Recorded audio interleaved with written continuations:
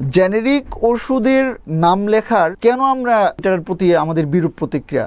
ঔষধ অধিদপ্তর কথা দিতে পারবে বাংলাদেশে 200টা কোম্পানি প্যারাসিটামল তৈরি করে, 1 গ্রামের যে নাপা তৈরি করে সেই 1 গ্রাম নাপার মধ্যে 200টা কোম্পানির প্যারাসিটামল হচ্ছে 1 গ্রাম এজেন্ট রয়েছে, এটাও নিশ্চিত করতে পারবে?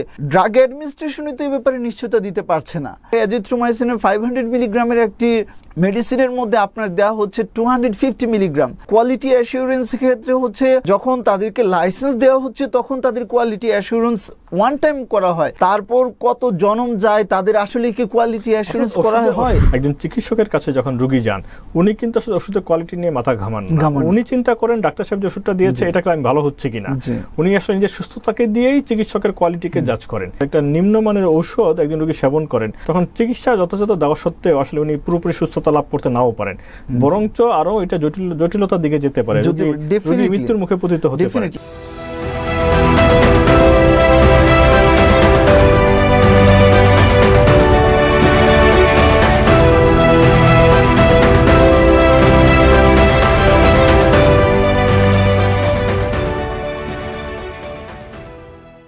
সম্মানিত দর্শকবৃন্দ, আসসালামু আলাইকুম।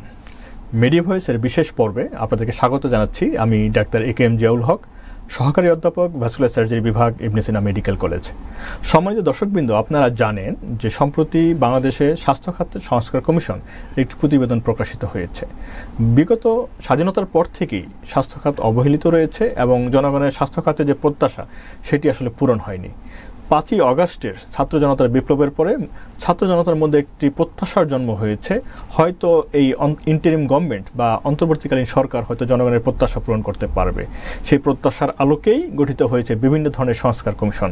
এর মধ্যে অন্তর্ভুক্ত হয়েছে অত্যন্ত গুরুত্বপূর্ণ স্বাস্থ্য খাতে সংস্কার কমিশনও। আজকে আমাদের মাঝে উপস্থিত আছেন একজন তরুণ চিকিৎসক, নাম ডাক্তার মোবারক হোসেন। উনি founder chairman doctor welfare trust, এছাড়াও চিকিৎসকদের সংগঠনগুলোর একটি সংগঠন ইউমব এর চিফ কোঅর্ডিনেটর। আপনাকে স্বাগত আমাদের এই প্রোগ্রামে। ধন্যবাদ আপনাকে। আপনি একজন তরুণ চিকিৎসক এবং মেডিকেল উচ্চ প্রশিক্ষণ নিচ্ছেন, তাহলে একজন তরুণ চিকিৎসক হিসেবে স্বাস্থ্য খাতে সংস্কার কমিশনের প্রতিবেদনকে আপনি কিভাবে দেখছেন? ডেফিনেটলি এটা খুবই ভালো একটি উদ্যোগ বলবো, শুধু তাই নয়, এটা হচ্ছে একটা হিস্টোরিক্যাল ইভেন্ট বলবো। আমরা যদি প্রিভিয়াসলি দেখি আর কি, যে 1943-তে সর্বপ্রথম হচ্ছে এই স্বাস্থ্য খাত সংস্কারের জন্য কমিশন গঠন হয়েছে, অনেক আগে। তো সেই 1943-তে হচ্ছে স্বাস্থ্য খাত সংস্কার কমিশনের একটি প্রস্তাবনার রূপরেখার কাজ শুরু হয়েছিল। তারপর হচ্ছে 93, 94, 95 and 96, 46, 43 থেকে 46 এই 3টি বছর তৎকালীন যে কমিশনটি ছিল তারা হচ্ছে প্রায় 3 বছর করে একটি স্বাস্থ্যখাত সংস্কার কমিশনের প্রস্তাবনা তৈরি করেছিল। 1947 সাল মানে হচ্ছে বাংলাদেশের বা ভারত পাকিস্তান পৃথক হওয়ার আরও 1 বছর পূর্বে এই স্বাস্থ্য খাতকে ঢেলে সাজানোর জন্য একটা পরিকল্পনা করা হয়েছিল। তো একটা দীর্ঘ সময় গিয়েছে, বাংলাদেশ 1971-এ স্বাধীন হওয়ার পর থেকে একটা দীর্ঘ সময় গিয়েছে। আসলে এই স্বাস্থ্য খাতকে সংস্কারের জন্য সেই রকমভাবে এরকম ইউনিক কোনো ইনিশিয়েটিভ নেওয়া হয় নাই, কমিশন গঠন করা হয় নাই। তো ডেফিনেটলি এটি একটি হিস্টোরিক্যাল ইভেন্ট। এবং প্রিভিয়াসলি যদি বলতে হয় 1943-তে যে কমিশন গঠন করা হয়েছিল, যদিও তা কার্যকর হয় নাই, আমাদের প্রত্যাশার জায়গাটাও অনেক দূর এখানে, যে সেটা 2024-25-এ এসে যেই একটি রেভলিউশনারি হিস্ট্রিক্যাল কমিশন গঠন করা হয়েছে সেটি অবশ্যই একটি আমাদের চরম আশার জায়গা, এবং সেই আশা থেকে আমরা সম্ভাবনাময়ী একটি প্রতিচ্ছবি দেখতে পাচ্ছি। এই যে 5ই অগস্টের কথা আমরা বলছি, 36 জুলাই ছাত্র জনতার বিপ্লব, সেখানে তরুণ চিকিৎসক হিসেবে আপনি কিংবা আপনাদের মতো অনেকেই সেখানে অংশগ্রহণ করেছিলেন। তো আপনি ডক্টরস ওয়েলফেয়ার ট্রাস্টেও আছেন, মানুষের চিকিৎসা সেবায় আপনি নিজেকে নিয়োজিত করেছেন। আমি যতটুকু জানি যে স্বাস্থ্য কমিশনে আপনিও আমন্ত্রিত ছিলেন। তাহলে আপনাদের যে ফোরাম বা যে ফোরামের পক্ষ থেকে আপনারা গিয়েছিলেন, সেখানে আপনাদের প্রস্তাবনাগুলো কি ছিল? আমরা স্বাস্থ্য কমিশনের ইনভাইটেশনে গিয়েছিলাম। মোটা দাগে যদি আমরা বলি, স্বাস্থ্য প্রশাসন, স্বাস্থ্য শিক্ষা, স্বাস্থ্য সেবা, বিএমডিসি, স্বায়ত্তশাসিত যে প্রতিষ্ঠানগুলো রয়েছে, ওভারঅল স্বাস্থ্যের ইকোসিস্টেম ম্যানেজমেন্টের সাথে যারা জড়িত আছে, যেই এলিমেন্টগুলো আছে সবগুলো এলিমেন্টকে টাচ করে আমরা একটা প্রস্তাবনা দিয়েছিলাম। এবং সেই প্রস্তাবনার আলোকে আমরা বিশেষত দুইটি বিষয়কে সামনে রেখেছিলাম। একটি হচ্ছে বিদ্যমান স্বাস্থ্য ব্যবস্থায় যে ঘাটতিগুলো রয়েছে, এই ঘাটতিগুলো স্যারদের কন্টাকে নিয়ে আসা, এবং হচ্ছে এই ঘাটতির আলোকে এবং প্র্যাকটিক্যাল ফিল্ডের ডিমান্ড অনুসারে কি করা প্রয়োজন সেই প্রস্তাবনা তুলে ধরা। বেসিক্যালি এই দুইটা ফরম্যাটে আমরা দিয়েছিলাম। আমরা কিছুদিন আগেও দেখলাম শাহবাগের চিকিৎসকগণ আন্দোলন করছেন, বিশেষ করে তরুণ চিকিৎসকগণ পোস্ট গ্রাজুয়েশনের বিভিন্ন বিষয় নিয়ে, বেতন ভাতা ইত্যাদি ইত্যাদি, কিংবা চাকরিতে বয়সীমা বৃদ্ধি ইত্যাদি। তাহলে তরুণ চিকিৎসকদের বর্তমান সময় বাংলাদেশের স্বাস্থ্য ব্যবস্থায় তরুণ চিকিৎসকদের চ্যালেঞ্জগুলো কী কী, এবং একই সাথে এটুকু জানতে চাই যে আসলে স্বাস্থ্য কমিশন এই বিষয়গুলোকে অ্যাড্রেস করেছে কিনা। স্বাস্থ্য কমিশন ডেফিনেটলি অনেকগুলো বিষয় হচ্ছে অ্যাড্রেস করেছে। চিকিৎসকদের চ্যালেঞ্জগুলো আসলে কি বর্তমানে? আমাদের চ্যালেঞ্জ বলতে বর্তমানে আমরা তো কিছুদিন পূর্বে আমরা 5 দফা দাবি নিয়ে হচ্ছে মুভমেন্ট করেছিলাম। তো 5 দফা দাবির মধ্যে আমাদের বলতে গেলে যে পয়েন্টগুলো ছিল সেগুলো অনেকটা ইউনিফাইড পয়েন্ট ছিল, যে একটা পয়েন্টে আমরা অনেকগুলো দাবি ছিল আর কি। তো তার মাঝে বেসিক্যালি যেমন ফার্স্ট যে দাবিটা ছিল সেটা হচ্ছে যে ডাক্তার পদবি যেটা রয়েছে এটি যেন শুধুমাত্র এমবিবিএস এবং বিডিএস যারা ডিগ্রিদারে তারাই কেবল ব্যবহার করে, অন্য কেউ যেন এই ডাক্তার পদবি ব্যবহার না করে। হাইকোর্টে চলমান রিটের নিষ্পত্তি হওয়া এবং হচ্ছে এটির হচ্ছে এই আইনের হচ্ছে বাস্তব প্রয়োগ নিশ্চিত করার ব্যাপারে, এটা ছিল আমাদের একদম ফার্স্ট যেটা।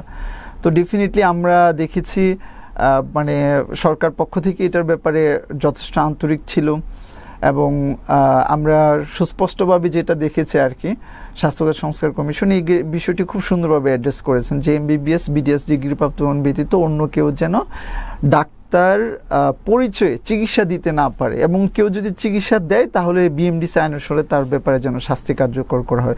এটি খুব সুন্দরভাবে অ্যাড্রেস করেছেন।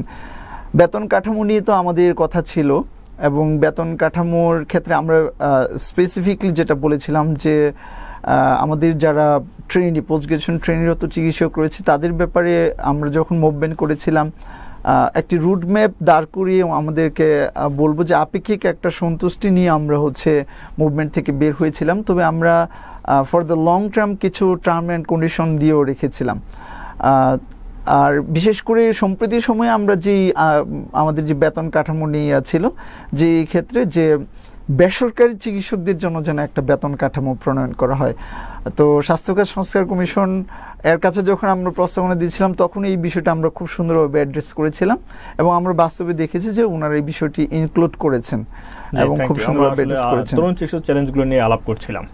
তো বাংলাদেশের তরুণ চিকিৎসক যারা রয়েছেন, বিশেষ করে সদ্য পাশ করা ইন্টার্ন চিকিৎসক কিংবা জরুরি বিভাগে যারা কাজ করছেন, এমবিবিএস ডক্টর যারা অর্থাৎ মেডিকেল অফিসার পর্যায়ে যারা রয়েছেন, জরুরি বিভাগে যারা অ্যাড্রেস করেন, কাজ করেন, কিংবা ওয়ার্ডগুলোতে যারা ডিউটি করেন, আমরা প্রায়শই দেখে থাকি যে তারা বিভিন্নভাবে শারীরিক মানসিক কিংবা ভার্বাল হেনস্থার শিকার হয়ে থাকেন, অ্যাসল্টের শিকার হয়ে থাকেন।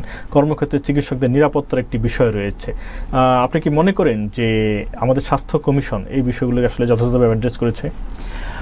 স্বাস্থ্য কমিশনের কাছে আমরা যখন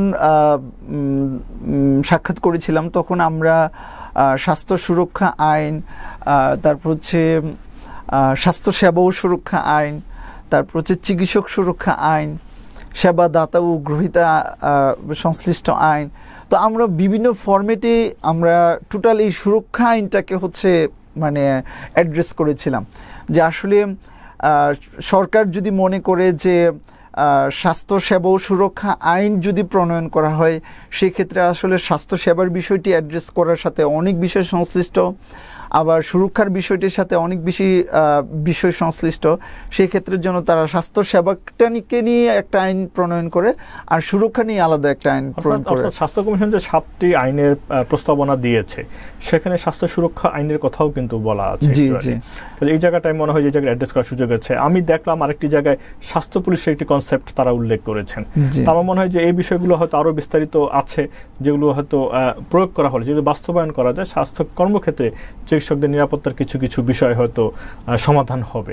কিন্তু একই সাথে চিকিৎসকদের নিরাপত্তার সাথে সাথে কিন্তু রোগীদের অধিকারের বিষয়টিও খুব গুরুত্বপূর্ণ। অর্থাৎ একজন বাংলাদেশের যেটি হয় যে আমরা জানি যে বিপুল সংখ্যক মানুষ দেশের বাইরে চলে যান, কেউ কেউ বলতে চান যে উন্নত চিকিৎসার ক্ষেত্রে বাংলাদেশের প্রযুক্তিগত ঘাটতি রয়েছে, হয়তো উন্নত প্রযুক্তির চিকিৎসা পেতেই হয়তো অনেকে দেশের বাইরে চলে যান, কিংবা কেউ কেউ কাউন্সিলিংকে দোষ দিয়ে থাকেন, দৃষ্টি আকর্ষণ করে থাকেন যে যথাযথ কাউন্সিলিং করা হয়নি, কিংবা যে কাউন্সিলিং টাইম অর্থাৎ নির্দিষ্ট পরিমাণ সময় দেওয়া, ন্যূনতম রোগীদেরকে সময় দেওয়া। তাহলে এই জায়গাগুলোতে এই বিষয়গুলো খুব গুরুত্বপূর্ণ, রোগীদের অধিকারের সঙ্গে সংশ্লিষ্ট। তাহলে আপনি কি মনে করেন যে বাংলাদেশের বিপুল সংখ্যক জনগোষ্ঠী চিকিৎসকদের প্রতি যে প্রত্যাশার চাপ দেশের জনগণের, এই প্রত্যাশার চাপকে অ্যাড্রেস করার জন্য স্বাস্থ্য কমিশন যে প্রস্তাবনাগুলো রেখেছে সেগুলো কার্যকরী হবে এবং রোগীদের অধিকারকে রক্ষা করতে পারবে? রোগীর অধিকার বিষয়টি আসলে একটা ব্রড স্পেকট্রাম। তো আসলে স্বাস্থ্য সংস্কার কমিশনের পক্ষ থেকে যে প্রস্তাবনা দেওয়া হয়েছে, এক্ষেত্রে এই বিষয়টি অনেক ক্ষেত্রেই হচ্ছে জাস্ট একটা হেডলাইন সাপেক্ষে নিয়ে আসা হয়েছে। যেহেতু স্বাস্থ্য সেবা সুরক্ষা আইনের একটা ডিটেলস মানে কি বলে একটা কাভার রয়েছে আলাদা, তো যেটা অন দ্য ওয়ে আছে ফর ডিক্লারেশন অর এস্টাবলিশমেন্ট। যেমন একটি কথা আসছে যে ডিজিটাল একটি নেটওয়ার্কের প্ল্যাটফর্মের কথা বলা হয়েছে, যে রোগীরা চাইলে তারা নিকটস্থ স্থানে ডিজিটালি তারা আসলে কমপ্লেন করতে পারবে, এবং বিশেষ করে স্বাস্থ্য ক্ষেত্রে কোনো জায়গায় যদি ঘাটতি উনি মনে করেন সেই জায়গাটাকে, আপনি কি মনে করেন যে এই যে বিষয়গুলোকে নেওয়া হয়েছে এই বিষয়গুলো আসলে যথেষ্ট হবে রোগীদের জন্য? না, এই ক্ষেত্রে হচ্ছে এখানে আসলে টোটাল রূপরেখাটি আসেনি। বেসিক্যালি যে স্বাস্থ্যসেবা সুরক্ষা আইনের সর্বশেষ যে সংস্করণটি করা হয়েছে সেই আইনে কিন্তু মোটামুটি সর্বশেষ যেটি করেছে এটি অনেকটাই মানে প্রয়োগ অ্যাপ্লিকেবল মনে হয়েছে আমাদের কাছে।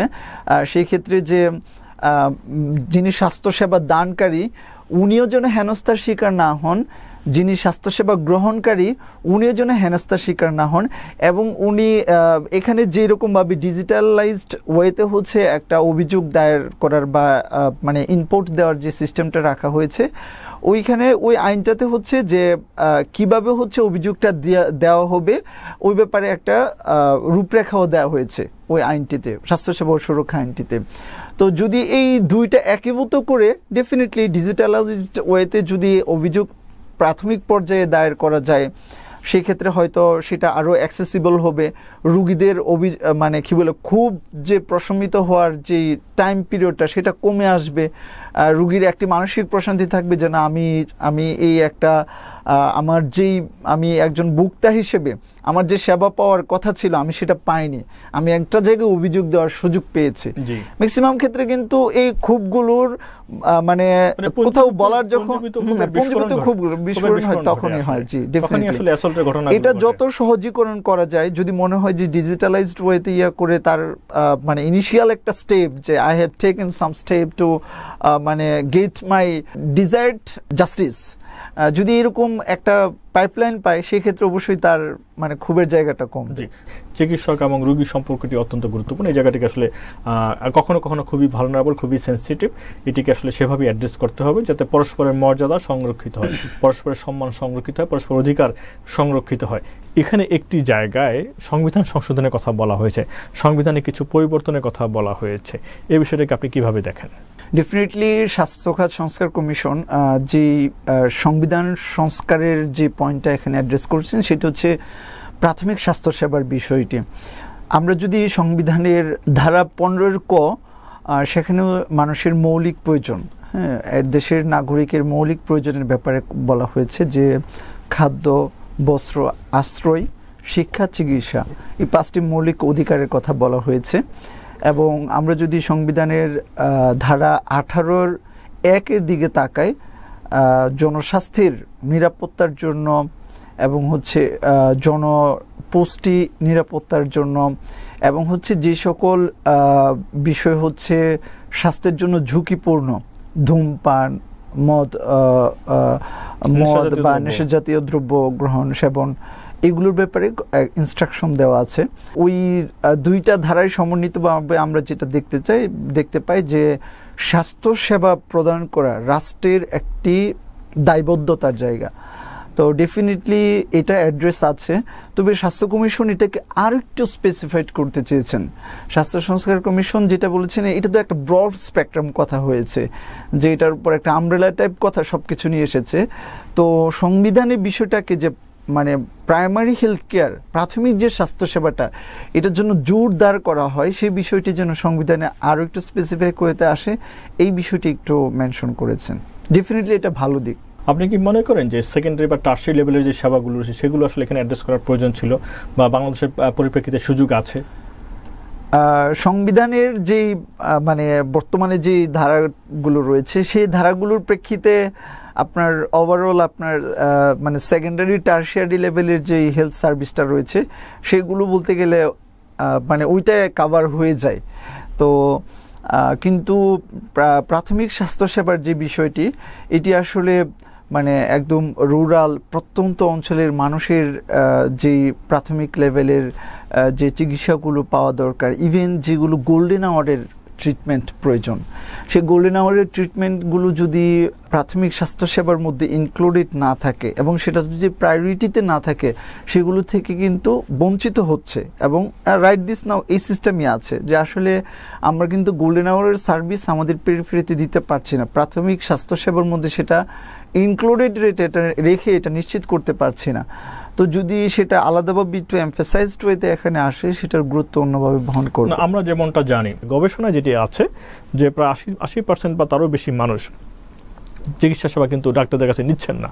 অর্থাৎ ডাক্তার থাকা সত্ত্বেও বা চিকিৎসা কেন্দ্র থাকা সত্ত্বেও তারা চিকিৎসকদের কাছে যাচ্ছেন না বা সরকারি চিকিৎসা প্রতিষ্ঠান থেকে চিকিৎসা সেবা নিচ্ছেন না। তারা নিচ্ছেন স্থানীয় যারা আছেন পল্লী চিকিৎসক কিংবা ফার্মেসি কিংবা যারা ট্রেডিশনাল যারা স্বাস্থ্যসেবা দিচ্ছেন তাদের কাছে।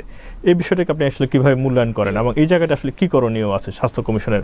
প্রান্তিক পর্যায়ের গ্রামীণ স্বাস্থ্য ব্যবস্থা এবং শহরের স্বাস্থ্য ব্যবস্থার কিছু প্রতিচ্ছবি এখানে ফুটে উঠেছে এবং এগুলোর সমন্বয় করার জন্য কিছু এই ফ্র্যাগমেন্টেড ওয়েতে বিভিন্ন জায়গায় বিভিন্নভাবে কিছু পলিসিও এখানে ইনক্লুড করেছে। তো আপনি যে বিষয়টি স্পেশালি একটু মেনশন করেছেন যে আসলে সরকারিতে মানে কি বলে মানে সরকারি স্বাস্থ্য প্রতিষ্ঠান রয়েছে এবং হচ্ছে ম্যান পাওয়ার রয়েছে, তারপরও তারা এখানে পল্লী চিকিৎসকদের কাছে সেবা নিতে যাচ্ছে।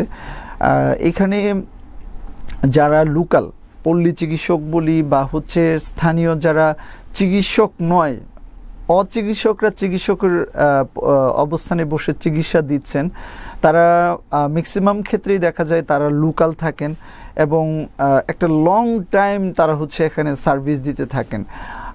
In the meantime government service holder যারা যায় তারা কিন্তু কিছুদিন পর পর পোস্টিংয়ের কারণে হোক বা হচ্ছে উচ্চতর প্রশিক্ষণের কারণে হোক, তারা কিন্তু সেখানে বেশি দিন হয়তো থাকার সুযোগ হয় না। তো এটা একটা মানে ফান্ডামেন্টাল পয়েন্ট, যেটার কারণে হচ্ছে আসলে অর্থাৎ পরিচয় সূত্র ধরে যিনি তার নিকটে আছেন, অর্থাৎ বাসার পাশেই যিনি আছেন, বাড়ির পাশেই যিনি আছেন, তিনি হয়তো চিকিৎসক নন কিন্তু তিনি নিজেকে পরিচয় দিচ্ছেন একজন চিকিৎসক হিসেবে। উনি হয়তো কোনো একটি জায়গায় একদিন বা 3 দিন একটা ট্রেনিং করে এসেছেন বা 10 দিন একটা ট্রেনিং করে এসেছেন, পরে অথবা কিংবা তার ওষুধের ব্যবসা আছে, তার হয়তো সেরকম প্রথাগত চিকিৎসাও নেই, উনি একটা পেশা অর্থাৎ পেশা হিসেবে নিয়েছেন যে ওষুধ বিক্রি করাকে, ফার্মেসি ম্যান হিসেবে, কিন্তু দেখা গেল যথাযথ কাগজপত্রও তার নেই।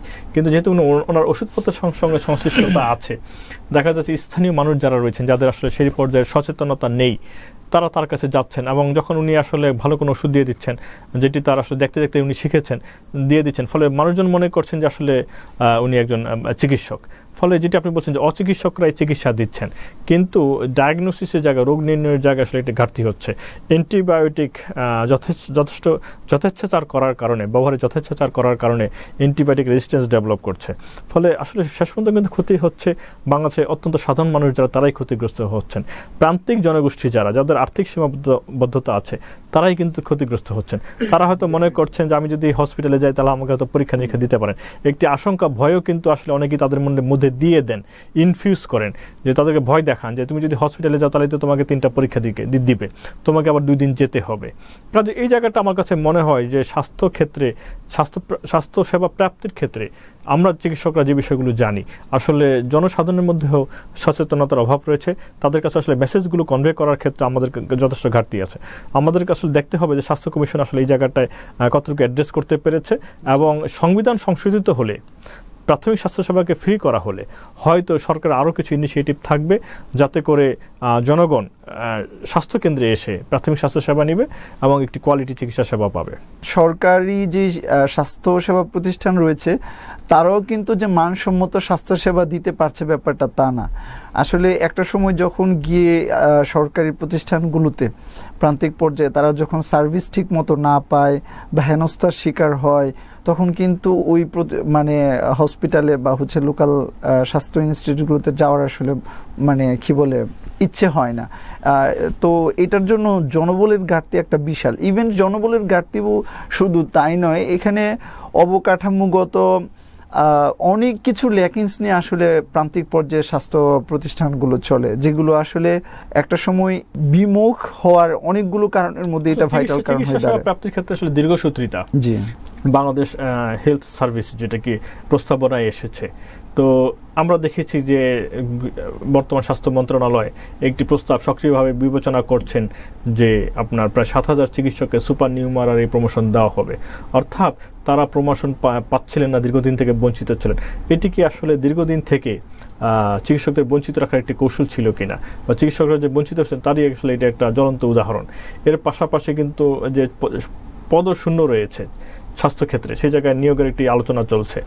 তাহলে বাংলাদেশ হেলথ সার্ভিসের যে প্রস্তাবনাটা এসেছে, আপনি কি মনে করেন যে এইটি আসলে এই ধরনের যে বিভিন্ন ধরনের স্বাস্থ্যক্ষেত্রে যে বৈষম্যগুলো হচ্ছে তারই একটি প্রতিকার হিসেবে এটি এসেছে, বা এটি আসলে কি রোল প্লে করবে?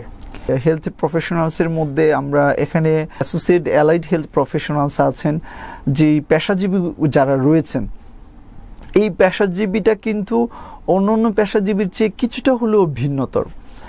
এবং তাদের আপনার যদি বলেন যে তাদের কোর্স কারিকুলাম, তাদের মেথড অফ টিচিং, তাদের মেথড অফ অ্যাপয়েন্টমেন্ট, অনেক কিছুতেই অনেক বৈচিত্র্য রয়েছে, যেগুলো আসলে ট্র্যাডিশনাল ওয়েতে যেরকম নিয়োগ হয়, ট্র্যাডিশনাল ওয়েতে যেরকম প্রমোশন হয়, বা হচ্ছে আদার্স যেই ব্যাপারগুলো রয়েছে সার্ভিস অর এমপ্লয়ি লেভেলের ক্ষেত্রে, এগুলোর ক্ষেত্রে অনেক কিছুই ভিন্নতা রয়েছে। ইন ডিটেলস আমি যাচ্ছি না, তবে এই যে হেলথ সেক্টরে যারা দায়িত্ব পালন করছেন, হেলথ সেক্টরে এই দায়িত্ব পালন করার ক্ষেত্রে হেলথ প্রফেশনালস এবং অ্যালাইড হেলথ প্রফেশনালস তাদের সবাইকে যদি একটা আমব্রেলার নিচে রাখা যায়, সেই ক্ষেত্রে আসলে এই স্বাস্থ্য ব্যবস্থা টোটাল হেলথ সেক্টরের যে ইকোসিস্টেম এটা মেনটেন করা সম্ভব। তো এটার একটা ব্রড স্পেকট্রাম কনসেপ্ট থেকে কিন্তু বাংলাদেশ হেলথ সার্ভিসের কনসেপ্টটা নিয়ে আসা হয়েছে।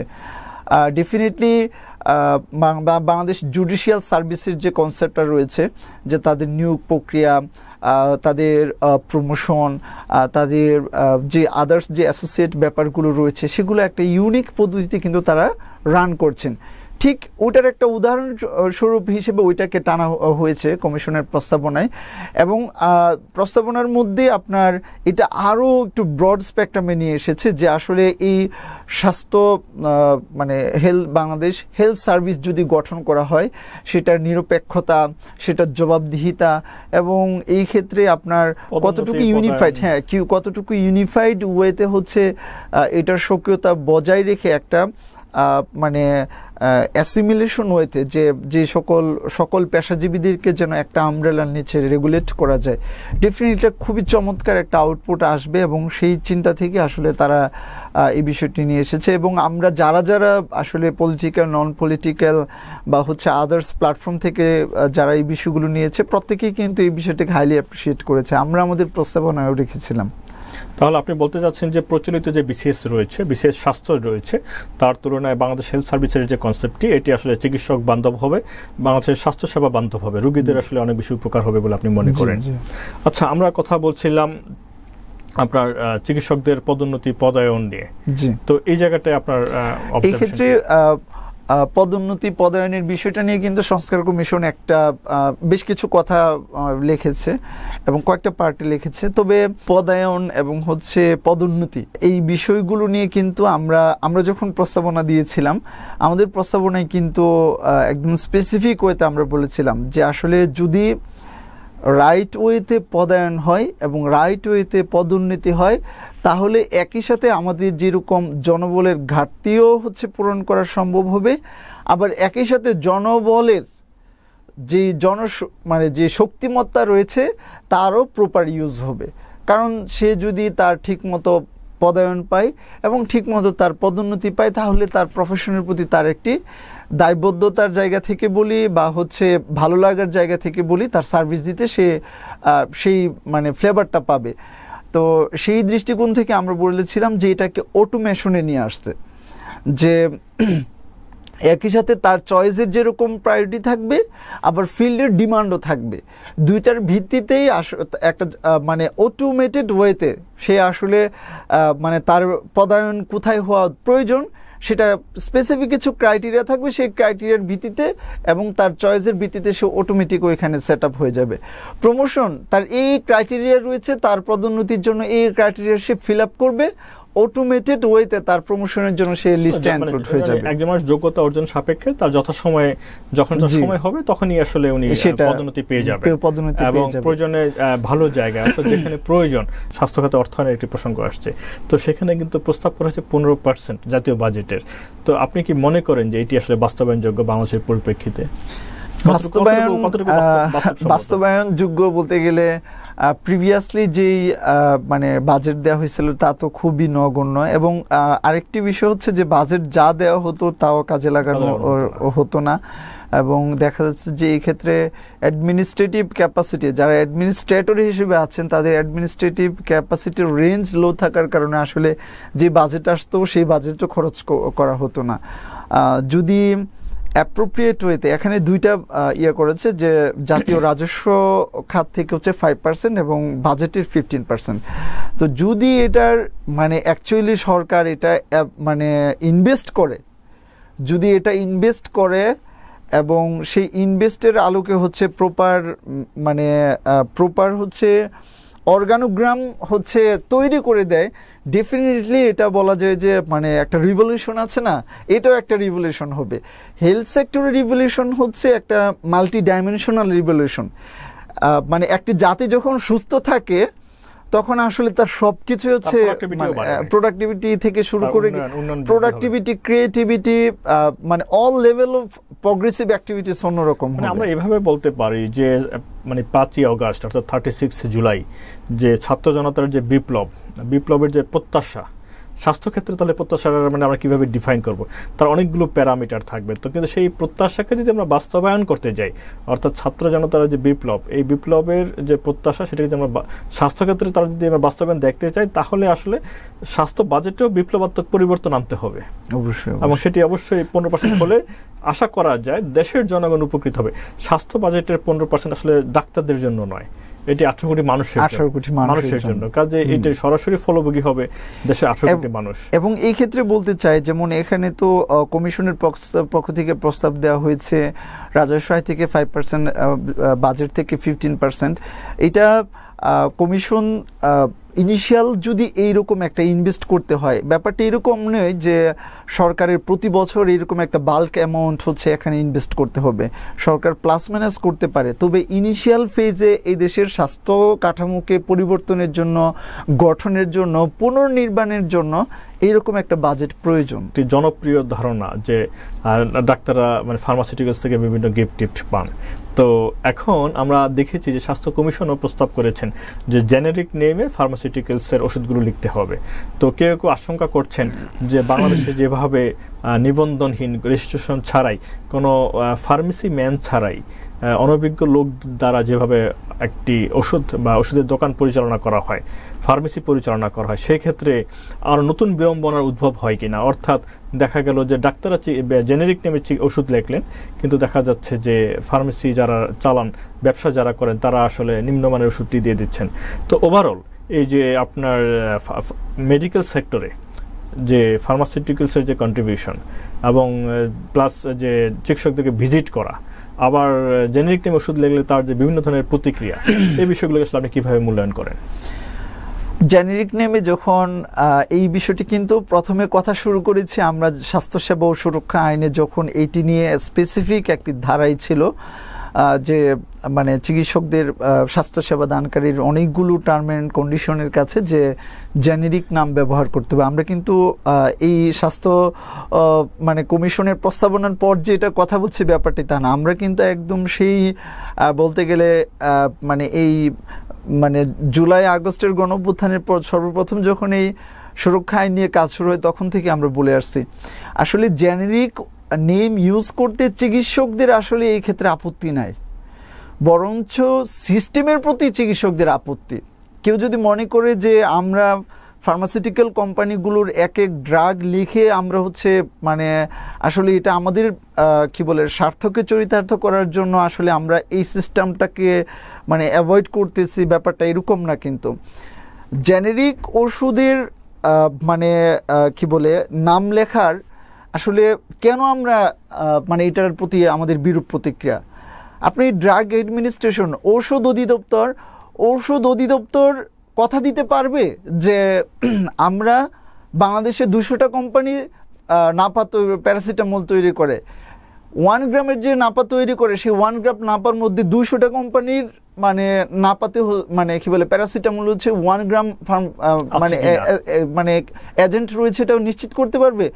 ড্রাগ অ্যাডমিনিস্ট্রেশনে তো এই ব্যাপারে নিশ্চয়তা দিতে পারছে না।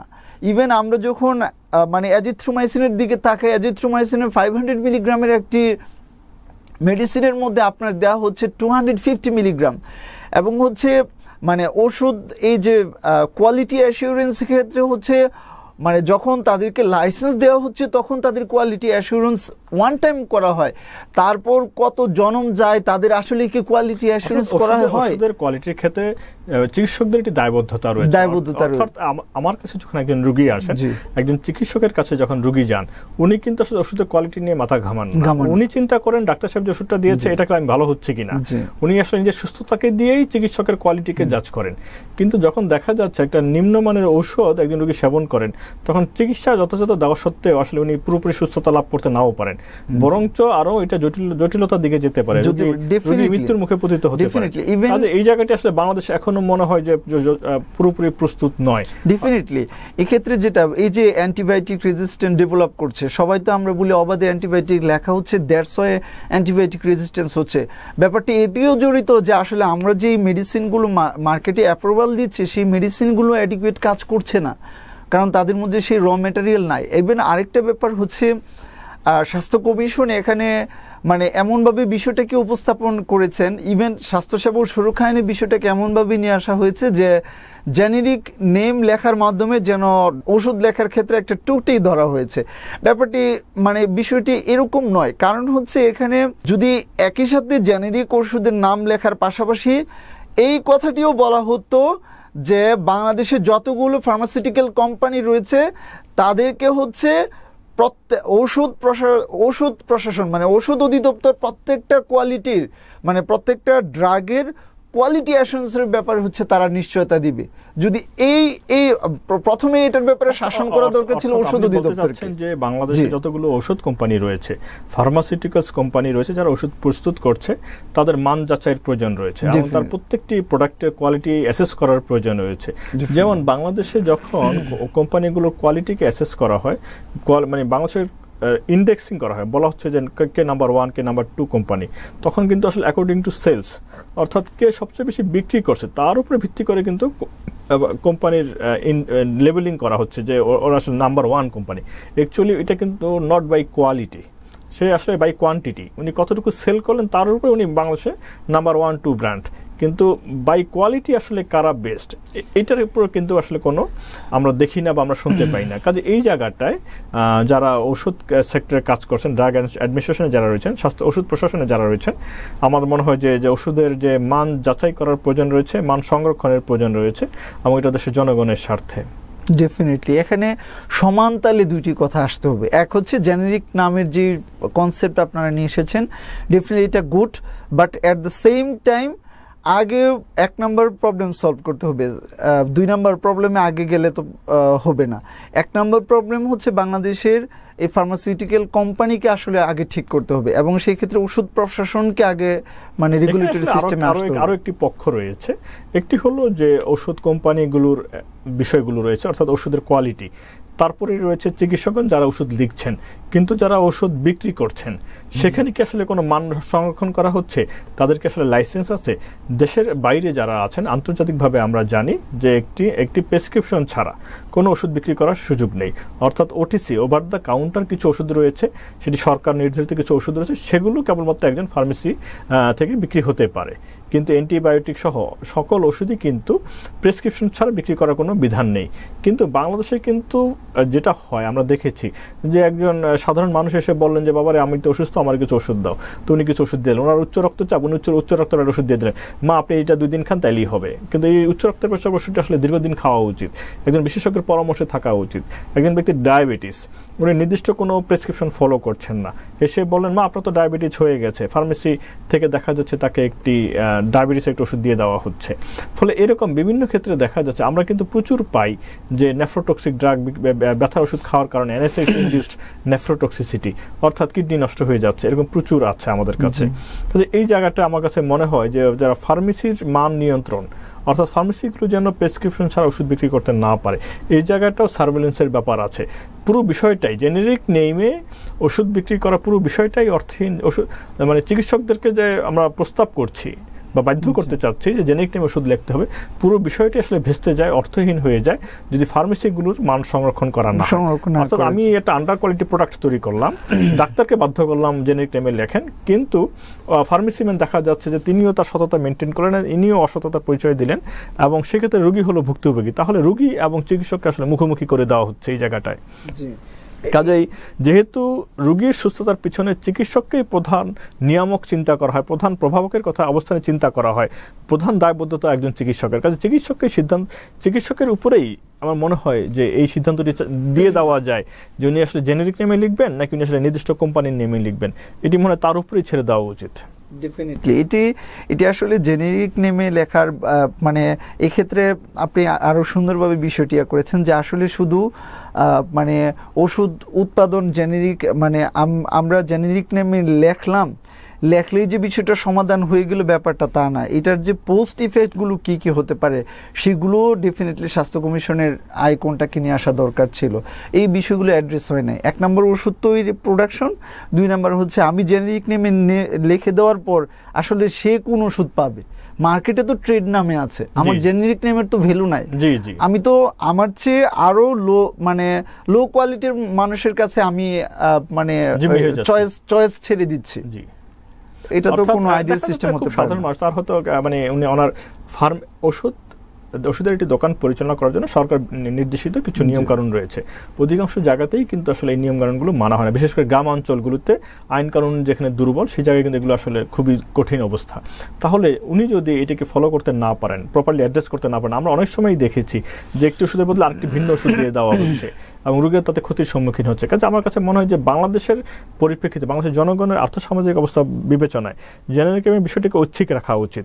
অর্থাৎ কোনো চিকিৎসক যদি চান যে তিনি জেনেরিক নেম প্র্যাকটিস করবেন তাহলে তিনি জেনেরিক নেম প্র্যাকটিস করতে পারেন, কিন্তু কোনো চিকিৎসক যদি মনে করেন যে না এই ক্ষেত্রে একটি ব্যত্যয় হতে পারে, জেনেরিক নেম প্র্যাকটিস করলে রোগীর ক্ষতি হতে পারে, সেক্ষেত্রে উনি ভালো কোম্পানি বা ট্রেড নেম ব্যবহার করতে পারেন। আমার কাছে মনে হয় যে এগুলো নিয়ে আমরা চিন্তা করতে পারি বা কথা বলতে পারি সামনের দিনগুলোতে। এখানে অনেকগুলো আইনের প্রস্তাবনা এসেছে, তো আপনি কি মনে করেন যে আইনের প্রস্তাবনাগুলো এসেছে এগুলো যথেষ্ট, বা কোনো একটা জায়গায় কি মনে করেন যে আরো কিছু করার সুযোগ আছে আমাদের? এখানে আইনের বিষয়টি দুইভাবে এসেছে। একটি হচ্ছে যে নতুন কি কি আইন প্রণয়ন করা যায়, আর একটি এসেছে বিদ্যমান যে আইনগুলো রয়েছে এগুলোতে কি কি মানে কোনগুলো সংশোধন করা প্রয়োজন। ডেফিনেটলি খুব সুন্দর একটি আইডিয়া, ওনারা দুইটা ভাবে চিন্তা করেছেন। যে আইনগুলো নতুনভাবে আনার যে মানে রোডম্যাপটি দেখিয়েছেন এটি ডেফিনেটলি খুবই মানে বাস্তবায়ন করতে পারলে খুবই ভালো হবে। আর একটি বিষয় হচ্ছে যে সংশোধন করার যে বিষয়টি এই ক্ষেত্রে কমিশন যে কয়েকটি আইনকে সামনে এনেছেন, কিন্তু এর সাথে একটি বিষয় একটু সমন্বয়হীনতার মধ্যে রয়েছে। সেটি হচ্ছে যে আপনার মানে স্বাস্থ্য মন্ত্রণালয়ের অধীনে যেই প্রতিষ্ঠানগুলো রয়েছে সেই প্রতিষ্ঠানগুলোতে শুধু যে আপনার কি বলে মানে স্বাস্থ্য মন্ত্রণালয় অধীনে থাকা মানে কি বলে জনশক্তি কাজ করে, ব্যাপারটা কিন্তু তা নয়। এখানে কিন্তু আপনি যদি একটু উদাহরণস্বরূপ শুধু বলি, সেটা হচ্ছে সমাজ কল্যাণ মন্ত্রণালয়ের অধীনে কিন্তু এই যে ফিজিওথেরাপিস্ট যারা আছেন তারা কিন্তু সমাজ মন্ত্রণালয়ের অধীনে আছেন। এই সমাজ মন্ত্রণালয়ের অধীনে দেখা যাচ্ছে তারা হচ্ছে রিহ্যাবিলিটেশন কাউন্সিল অ্যাক্ট করছেন, রিহ্যাবিলিটেশন কাউন্সিল করে তাদের মতো তারা মানে আইন প্রণয়ন বা এগুলো করছেন। তারা রিহ্যাবিলিটেশন কাউন্সিল করে কিন্তু আলাদা ইনস্টিটিউশনে সার্ভিস দিচ্ছে না, ডেফিনেটলি তারা স্বাস্থ্য মন্ত্রণালয়ের অধিভুক্ত প্রতিষ্ঠানে হচ্ছে তারা সার্ভিস দিচ্ছেন। তো ডেফিনেটলি তাদের আইনগুলোকেও ইনক্লুসিভ করা প্রয়োজন। তো যে আইনগুলোকে সংশোধন করার চিন্তা করা হচ্ছে, এগুলোতে আরও ইনক্লুসিভনেস প্রয়োজন। স্বাস্থ্য মন্ত্রণালয়ের বাহিরেও অন্যান্য মন্ত্রণালয়ে যে সকল মানে অ্যালাইড হেলথ প্রফেশনালস রয়েছেন according to WHO health classification, সেই রিলেটেড যে আইনগুলো রয়েছে সেগুলো ইনক্লুড করা প্রয়োজন। আমরা কথা বলছিলাম স্বাস্থ্য সংস্থার প্রতিবেদন নিয়ে, তো দর্শকদের উদ্দেশ্যে আপনার কোনো কথা আছে কিনা? দর্শকদের উদ্দেশ্যে কথার আগে আরেকটি বিষয় একটু যেটি খুবই ভাইটাল আর কি, একটি বলবো যে আমরা যদি টোটাল ওভারঅল এই স্বাস্থ্য কমিশনের প্রতিবেদনের দিকে তাকাই, এই ক্ষেত্রে অনেকগুলো ঘাটতি রয়েছে। এক নম্বর ঘাটতি যদি আমরা বলি আর কি, সেটা হচ্ছে আমরা অনেক সুন্দর সুন্দর প্রস্তাবনা দিয়েছি, ডেফিনেটলি পলিটিক্যাল অর্গানাইজেশনগুলো দিয়েছে, নন পলিটিক্যাল অর্গানাইজেশনগুলো দিয়েছে, ইভেন সোশ্যাল ভলান্টারি যে অর্গানাইজেশনগুলো রয়েছে তারা দিয়েছে, ইভেন যেগুলো রিসার্চ প্ল্যাটফর্ম রয়েছে তারাও হচ্ছে প্রতিবেদন প্রস্তাবনা দিয়েছে। আমরা দেখেছি আসলে সেই প্রতিবেদনগুলোতে এক একটা প্রতিবেদনে অনেক সুন্দর সুন্দর জিনিস ফুটে উঠেছে। আমি যদি বলতে চাই, এক নম্বরে এই প্রতিবেদনটা মানে ফাইনালাইজ করার পর আমরা যেটা দেখতে পেয়েছি, সকলের প্রতিবেদনের আসলে একটা সমন্বিত রিফ্লেকশন হয় নাই। এটা বলতে গেলে আরও বিশাল কথা বলার রয়েছে। এবং আরেকটি বিষয় যদি বলতে চাই, প্রতিবেদনটি তৈরি করার পর এই প্রতিবেদনটি কিন্তু আমাদের সবার মতামত নিয়ে একটি প্রতিবেদন তৈরি করা হয়েছে। এই প্রতিবেদনটি হচ্ছে 30শে এপ্রিল শেষ করা হলো, ওনাদের পক্ষ থেকে ক্লোজ করা হলো। এই ক্লোজ করার পর প্রধান উপদেষ্টার কাছে ফেস করার আগে, পাঠানোর পূর্বে একটাবার একটু ওপিনিয়ন নেওয়ার প্রয়োজন ছিল। আমরা এই প্রস্তাবনা হচ্ছে দিতে যাচ্ছি, আপনাদের এই প্রস্তাবনার ব্যাপারে কোনো ওপিনিয়ন আছে কিনা। এটা ওয়ান টাইপ অফ যে আমাদেরকে প্রয়োজন পড়ছে, আমাদেরকে ইউজ করলো, বাট আমাদের প্রয়োজনের কোনো ভ্যালু না, ব্যাপারটা অনেকটা এরকম হয়ে গেল। তো ডেফিনেটলি তারা অনেক কষ্ট করেছেন, শ্রদ্ধাভাজন ব্যক্তিত্ব। আমরা we always respect them and we will respect them for ever. আমরা চাই যে ওনারা যে কষ্ট করেছেন তাদের কষ্টগুলো যেন আরও ইফেক্টিভ হয়, সেই থেকে আমাদের কথাগুলো বলা। আরেকটি বিষয় হচ্ছে যে রেফারেল সিস্টেম নিয়ে কিন্তু একটা বিশাল কথা রয়েছে। এই রেফারেল সিস্টেমে আপনি যদি টোটালি দেখেন, এই রেফারেল সিস্টেমে আপনার মানে কথাগুলো যেন এরকম যে বাংলাদেশে হেলথ সিস্টেম হচ্ছে শুধু গভর্নমেন্ট যে হেলথ সিস্টেম, সেটা ডেফিনেটলি না। বাংলাদেশের গভর্নমেন্ট হেলথ সিস্টেম কতটুকু হেলথ কাভার দিচ্ছে? সিংহভাগ কাভার দিচ্ছে হচ্ছে বেসরকারি health system, private health sector. Private health sector, এত বিশাল হেলথ সেক্টরের রেফারেল সিস্টেম কিভাবে আপনি ইনক্লুসিভ ওয়েতে নিয়ে আসবেন, এটা নিয়ে কোনো সমন্বয় বা রূপরেখা নেই। এটা ছাড়া তো আসলে আমরা যারা তরুণ চিকিৎসক আছি, আমরা তো তরুণ চিকিৎসকরা আসলে এই প্রাইভেট সেক্টরের মানে হ্যাসেলের মধ্যে পড়ে আছি। আমরা তো মানে একজন রুগী চাইলেই হচ্ছে, ইভেন আরেকটু মানে প্যাথেটিক কথা যদি বলি আর কি, যে এই সংস্কার কমিশনের প্রতিবেদনে বলা হচ্ছে যে মানে আপনার যদি এই রেফারেল সিস্টেমের বাহিরে গিয়ে সে দেখাতে চায়, তাহলে সে হচ্ছে প্রাইভেট সেক্টরে গিয়ে দেখাবে। দ্যাট মিনস আপনার এই গভর্নমেন্ট হেলথ সেক্টর দিয়ে কি আপনি টোটাল হেলথ সার্ভিসকে কনভি করছেন? ডেফিনেটলি এটা সম্ভব না, প্র্যাকটিক্যালি সম্ভব না। এবং আপনি জাস্ট আপনার এই হেলথ সিস্টেমের রেফারেল সিস্টেম মেনটেন করছেন না বিধে আপনি তাকে প্রাইভেট সেক্টরে ছেড়ে দিচ্ছেন। আপনার প্রাইভেট সেক্টরে কি রেফারেল সিস্টেমের ইকোসিস্টেমে নিয়ে আসার প্রয়োজন নাই। এবং এখানে দেখা যাচ্ছে আপনি তাকে ছেড়ে দিচ্ছেন একজন প্রফেসরের কাছে যাক, যার কাছে ইচ্ছে তার কাছেই যাক, তাকে স্বাধীন করে দিচ্ছেন। সেই ক্ষেত্রে তো আপনার একটা মানে একটা ভাস্ট পপুলেশন যারা ইয়াং ফিজিশিয়ান রয়েছে, তারা তো আলটিমেটলি ডিপ্রাইভডই রয়ে যাচ্ছে। এবং আলটিমেটলি হেলথ ইকোসিস্টেম এটা এখানে মানে ইকোসিস্টেমে একটা ভাটা পড়ছে। তো ডেফিনেটলি আমরা যদি শুধু এটা না, এটা জাস্ট একটা বিষয় বললাম, স্বাস্থ্য কমিশনের টোটাল প্রস্তাবনাকে আসলে গভর্নমেন্ট হেলথ সিস্টেম এবং হচ্ছে প্রাইভেট হেলথ সিস্টেম যেটা রয়েছে, বলতে গেলে ওভারঅল মিলিত হেলথ সিস্টেম, এই দুইটা সিস্টেমের মধ্যে প্রচণ্ড সমন্বয়হীনতা রয়েছে এবং বাংলাদেশের সোশিও ইকোনমিক স্ট্র্যাটেজিকে ফলো আপ করে এখানে মাটি, মানুষ, এখানের ভৌগোলিক অবস্থান, এইগুলো বেঁধে আসলে একটা অ্যানালাইটিক্যাল ওয়েতে যে একটা রূপরেখা দাঁড় করানো প্রয়োজন, যেটা বাস্তবায়নযোগ্য, মানে আমি কিভাবে আসলে এই ময়দানের জন্য, এই ফিল্ডের জন্য এটা বাস্তবায়ন করা প্রয়োজন, এই রূপরেখাগুলো দেখানো হয় না, যেটা অনেকটা পরে মানে প্রতিবেদনটা পড়ে মনে হবে যে এটা আসলে একটা রূপরেখার মতো। এটা আসলে কি ফিজিবল এই ফিল্ডের জন্য?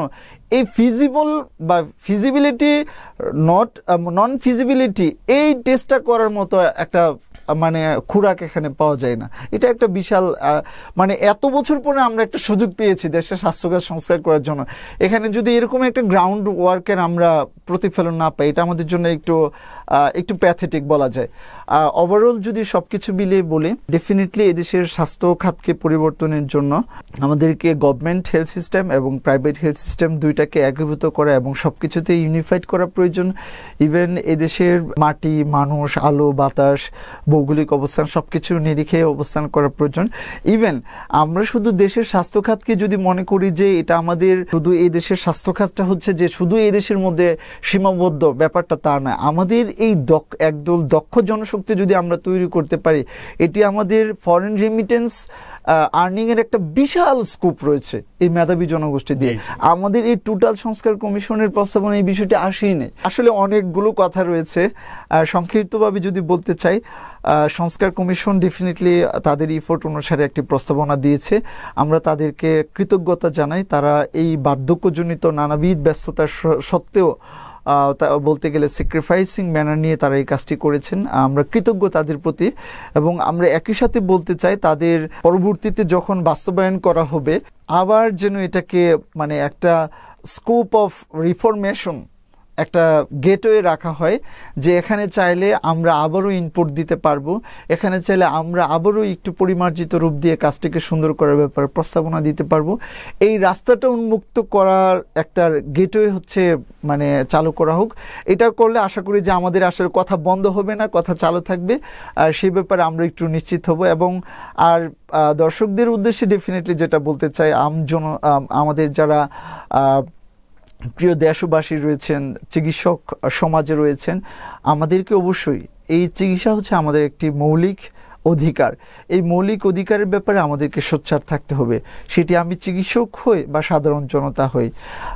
তো সব কিছু মিলিয়ে আমরা যদি আমাদের অধিকারের ব্যাপারে সোচ্চার থাকি, আমরা আমাদের অধিকার নিশ্চিতের ব্যাপারে আওয়াজ তুলতে জানি এবং অব্যাহত রাখি, একদিন না একদিন বাস্তবায়ন হবে। জি, সম্মানিত দর্শকবৃন্দ, আমরা কথা বলছিলাম ডক্টরস ওয়েলফেয়ার ট্রাস্টের ফাউন্ডার চেয়ারম্যান ডাক্তার মোবারক হোসেনের সাথে। আমরা আসলে জানতে পারলাম অনেকগুলো বিষয়, কিন্তু একই সাথে এখানে যে বিষয়গুলো উঠে এসেছে যে সেখানে আসলে আমরা মনে করছি যে স্বাস্থ্য কমিশন যে বিপুল সময় দিয়েছেন, তারা আসলে অনেক স্যাক্রিফাইস করেছেন এবং অনেক বিষয়ে গবেষণা করেছেন, তারা জনমত জরিপ করেছেন, তারা রিসোর্স অ্যানালাইসিস করেছেন, কিন্তু তারপর তারা হয়তো একটি ফিডব্যাক নিতে পারতেন। এখানে হয়তো সমন্বয়হীনতার কিছু সুযোগ রয়ে গেছে, সম্ভাবনা রয়ে গেছে। কাজে আমরা যেহেতু development is a continuous process, অর্থাৎ উন্নয়ন একটি চলমান প্রক্রিয়া, এই জায়গাটায় আমাদের স্বাস্থ্য খাতের যে বিষয়গুলো এখানে চলে এসেছে অলরেডি, অনেকেই বলছেন যে স্বাস্থ্য খাতের যে সংস্কার কমিশন যে প্রতিবেদনটা দিয়েছে এটি আসলে কম্প্রিহেন্সিভ, অর্থাৎ সেখানে অনেকগুলো বিষয় চলে এসেছে। স্বাধীনতার পর থেকে বাংলাদেশের স্বাস্থ্য খাতে যে বিষয়গুলো বারবার আলোচিত হয়েছে, যে চ্যালেঞ্জগুলো বারবার আলোচিত হয়ে গেছে, সেই চ্যালেঞ্জগুলোকে এখানে আইডেন্টিফাই করার চেষ্টা করা হয়েছে, সেগুলোকে সমাধান করার চেষ্টা করা হয়েছে। বাট একই সাথে হয়তো কিছু চ্যালেঞ্জ এখনও আনঅ্যাড্রেসড রয়ে গেছে, যেগুলোকে এখন অ্যাড্রেস করা হয়নি, হয়তো আরও ভালোভাবে অ্যাড্রেস করার সুযোগ রয়েছে। তো আমরা আমাদের আলোচনায় এই বিষয়গুলোকেই সামনে নিয়ে আসবো। আপনারা আমাদের সাথেই থাকবেন। সবাইকে ধন্যবাদ জানিয়ে আজকের প্রোগ্রাম এখানে শেষ করছি। আসসালামু আলাইকুম।